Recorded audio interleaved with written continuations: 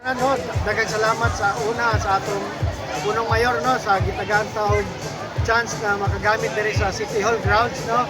Kani kaduha po, daghang salamat sa ato malampuson na pagsalawad ang ato Yakap at Gamot Run na joined by all Surigaonons from the mainland no.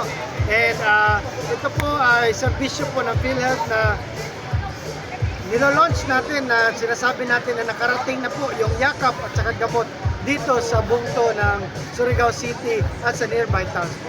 More or less. Target sana lang namin is nasa 1,250 pero yung nag-join po sa atin ay mahigit po 1,300.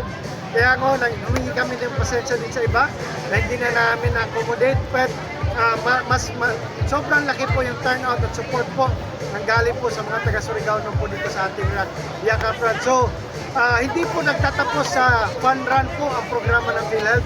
Ito po ay isa lamang paglulunsad at umpisa para ipaalam sa publiko na meron po tayong Yakap na programa sa Bagong Pilipinas na wherein pwede na po natin ma-avail po yung libreng check-up at saka libreng gamot sa ating mga pasilidad, lalo-lalo na sa ating City Health Center at sa iba't ibang lugar na may accredited po na Yakap Clinic at saka Gamot Pharmacy. Marami din po tayo mga dito po sa Surigao del Norte po, marami na po tayong accredited po na pharmacy at saka Yakap Clinic po, both public and private po. So, punta lang po kayo sa aming website, nandun po yung listahan namin at saka I'll take this advantage na po na i-encourage po lahat na i-like yung aming Facebook page sa PhilHealth Caraga Region para doon nyo po malaman yung listahan po ng mga accredited dito po sa Surigao del Norte para sa ating Yakap at saka Gamot facilities po na pwede na po nilang ma-avail sa pinakamalapit na lugar doon po kung saan sila nakatira.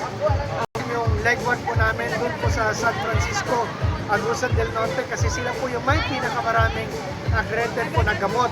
At sinunod po namin dito sa Surigao del Norte and ang next po namin is sa Dinagat Province and ang next po natin is yung sa Lake 4 sa Siargao Island po. So, inanyayahan po namin yung mga taga Dinagat. Hintayin niyo po kami sa June 7 at saka yung sa Siargao po is sa June 21. Pupunta po dyan yung servisyo caravan ng PhilHealth sa Yakap at sa Gamot.